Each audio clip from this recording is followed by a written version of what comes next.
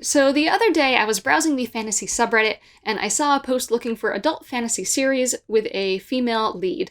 And I posted my comment there, but I was like, you know what? This would make a good video. So I'm importing those books over here, and I'm really delighted to share these series with you. It's kind of a starter pack. I definitely have not read everything, but this is a good 8 or 9 books and series that are a very solid introduction and just list in general to female-led adult fantasy. First up is Circe by Madeline Miller. This book is of course very popular, but it's also very good, so I didn't want to leave it out. It follows the titular Circe, enchantress of Greek mythos, as she begins her life as this kind of forgotten child of a god and a nymph in the undersea courts, follows her into exile and her eventual meeting with Odysseus and beyond. It's a really great character study, and it gives Circe a fair shake where she really did not have it in Greek mythos. Just a beautiful reimagining and also a look into the life of this character. You know, it's at some points it's raw and it can really get to you, and it kind of got to me. And it's not quite a favorite, but I really enjoy it, and I hope that you will enjoy it as well. This book also has a lot of crossover appeal for people who are not necessarily usually fantasy fans. Next up on this list is Paladin of Souls by Lois McMaster Bujold. Now, this book is a sequel, but it can also be read as a standalone, so I wouldn't worry about it too much. The first book in the series, The Curse of Chalion, is also equally excellent, but has a male main character, so it doesn't really belong on this list. Either way, give them both a read. This book is known for winning the Triple Crown of Hugo, Nebula, and Locus Awards, and it definitely deserves it. It takes place in this world of 5 gods, which is a kind of standard medieval European setting, except that it has this very interesting religion that's attended to and very present in the lives of the people there. The gods are definitely a real thing that impact the world, and it's so well developed, and the characters are a great read in general. For this book in particular, we follow a middle-aged woman named Ista, who a long time ago was spurned by a god and was sensed cursed. Her household was considered her essentially like an imbecile for a long time and just not competent at all. And even though Ista is not cursed anymore and is not mad, her household will never consider her to be a competent person, so she leaves to go on a journey, kind of to find herself and also find a place where she will be treated as like an adult human being. Along this journey, she ends up tangled with the gods again, and also just totally in over her head, and it's a great read, good characters. Overall, worth it. The third series on this list is the Divine Cities Trilogy by Robert Jackson Bennett. Now, the first 2 out of 3 books in the series are female-led, and they are excellent. This takes place in a world where gods used to rule the earth. They were both horrible and wonderful, and it was an odyssey and a blessing to see them every day. And in the arrogance of the gods, they were killed by this enslaved vassal nation. Now, 70 years later, there are some remnants of the divine, but most have disappeared, and the world was left in shambles by the death of these gods. And we enter our main character, who comes to investigate the death of a professor, and finds that his death has ties to perhaps some remaining divine elements. Now, this book is really excellent in my opinion. It's a great combination of mystery, fantasy, spy thriller, and even has some really great Lovecraftian creature horror. Not to mention, it's one of the few series that actually hurt my heart. I am really difficult to make depressed. Parts of this book made me sad. It's not like a total cry fest. It's not that bad. But there are some tragic events that do happen, and it hit my emotions. The second book in particular, it's a book about the nature of war and the nature of being a soldier, and it can get you. Next up is another novel by Robert Jackson Bennett, Foundryside. If you are looking for an awesome magic system, some intriguing heists, and actual meaningful themes, this book has it all. So, this follows the main character Sanchia, who is a thief who has a kind of peculiar magical ability. She can touch objects and feel through them. And as a thief, that's really helpful, but as a human trying to live through your life, it's really debilitating. She can't touch other people or even bathe in water because it would just be overwhelming to her from a sensory standpoint.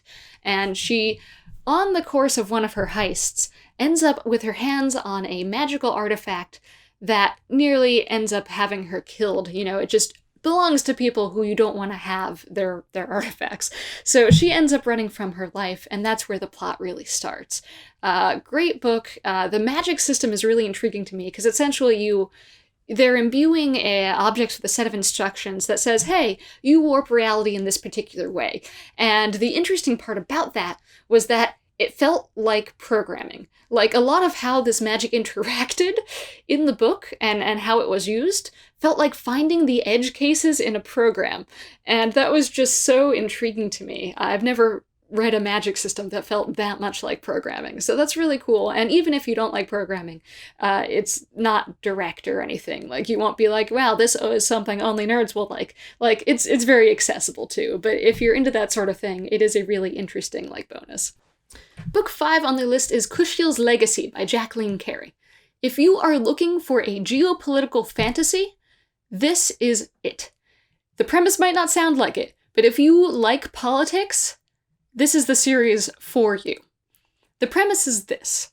The main character has been cursed by the gods to find enjoyment in pain and suffering.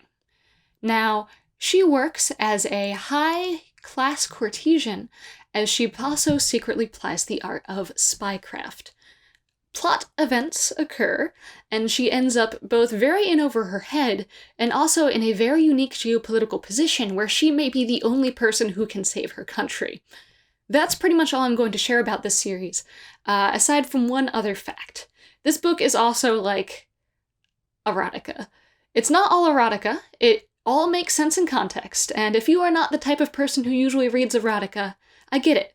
I'm not usually either. But this book is worth it. And, you know, if you're getting a bit out of your comfort zone, this is the type of series where it's worth getting out of your comfort zone for. So I'd still recommend it. And hey, if you already like erotica, perfect! It's a win-win situation. Next up is the Winternight Trilogy by Katherine Arden.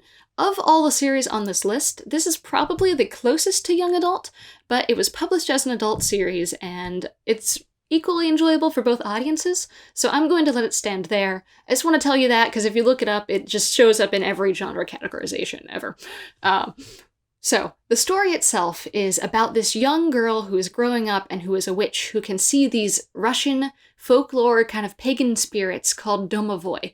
And this is set in a really interesting time in Russian history, where they were kind of a vassal state to the Tartars and they had to, you know, like, deliver tribute, and Russia just was not a very strong country at the time. And that's all kind of in the backdrop, but it's really interesting, and it comes into prominence later in the story. You know, in the meantime, we have Vasya, who is this young girl growing up, and she finds herself in conflict both with her society and, you know, the incoming wave of Christianity and how it conflicts with the pagan folk beliefs that existed at the time, and also supernatural threats. So, it's a really great story. Vasya is a fun character. She's one of my favorite implementations of that young girl who defies the gender roles of her time sorts of characters, and overall it's just a really great series. It captured that feeling of magic for me, and I always love when a book does that. Series 7 is the Broken Earth Trilogy by N.K. Jemisin. If you're watching this video and you haven't heard of the series, I'm pretty surprised, but I have to say, pick it up, like, now. Every novel in this trilogy won the Hugo Award for Best Novel in the year that it was published. And that is kind of a big deal. So I'm not going to dispute it. Like, it deserved it, which means you should be reading this if you haven't already. And as for what it's about, it's kind of this, like, far future speculative fiction with elements of Afrofuturism. And it's hard to describe. It defies a lot of easily explainable elevator pitch style speeches. Regardless, here's the premise. This book takes place in a far future world that has had society crumble and been rebuilt multiple times due to the occurrence of various apocalyptic events over the course of history. When this book starts, we are at the beginning of the very next apocalyptic event. Now, a variety of human has developed that has some connection with seismic activity, and they are both reviled and, like, collected for those abilities, because they're very dangerous. They can cause earthquakes, but they can also settle them before they happen. So they were used to stabilize the world, and obviously something goes horribly wrong and the apocalypse happens. And in the midst of all that, we are following our main character, who has left the safety of a town during this, you know, beginning of the apocalypse to find her daughter who has been kidnapped. that's the basic premise. There's a lot more going on here that I can just not give to you in a short form format, but if you haven't read this book, definitely pick up at least the first one. See if it's for you. The final full-fledged member of this list is Gideon the Ninth by Tamsyn Muir. Now, I really loved Gideon the Ninth, but it's kind of divisive, and I'll get to why that is in a second. This book is sci-fi and mystery and fantasy with necromancers and action, all kind of like rolled up into one. And I tend to love those genre-defying books. Essentially, we have Gideon, who is the swordswoman and indentured servant for this noble house, and her escape attempt fails, and she has to accompany the noble daughter of that house to help her become something that is called a lictor, which is like this fancy sort of high-powered necromancer, maybe? It's not made clear very early on in the book. But that's the premise, and that's really all I can tell you, because it's difficult to reveal much about it. But the thing that is going to make or break this book for you is Gideon herself and its tone. It is a very comedically toned book, and Gideon is a very fun main character, in my opinion. She's kind of like juvenile, but in that like pain-in-the-ass teenager way, not necessarily the like poop humor way. And I loved her. I thought it was really funny. If the humor doesn't work for you, this book won't work for you. That is like the dividing line. So maybe find a sample or something, see if it is speaking to you. If you're someone who likes really beautiful, artful prose or something, it's probably not going to be your style. But if you are looking for a ball of fun on top of a rather serious and impactful plot and some great just interpersonal relationships between female characters, this is a great option for you. The true last member of this list isn't quite a full-fledged member, and I'll explain why in a second. But before I get into all that, this is the Book of the Ancestors by Mark Lawrence, and rather than giving you any of my thoughts, I'm just going to give you the opening line of this book. It is important, when killing a nun, to bring an army of sufficient size. For Sister Thorn of Sweet Mercy Convent, Lanotaxis brought 200 men. What an opener! Oh man, so good. So this is a really interesting story about these warrior nuns who are in this dying world, a really interesting world, really well world built in some ways.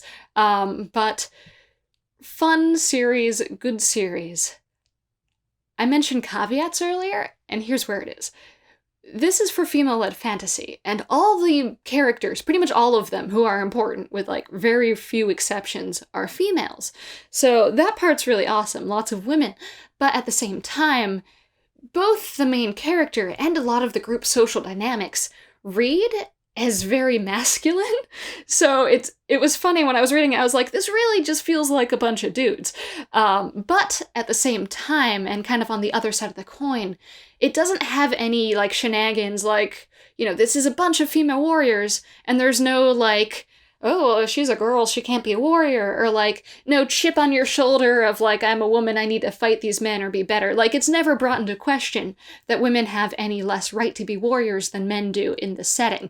So those are kind of the two sides of that coin, is that it reads as very masculine, but it is kind of refreshing to read a novel about female warriors where the focus isn't on the fact that they're not dudes. Female warriors are just naturally part of this world, and that part's really neat. So your mileage may vary, but hey, warrior nuns, all you need to know is really that opening sentence. How else am I going to do better than that, really? That concludes the list. Thank you for listening. If any of these series are new to you and you end up reading them, I really hope that you enjoy them.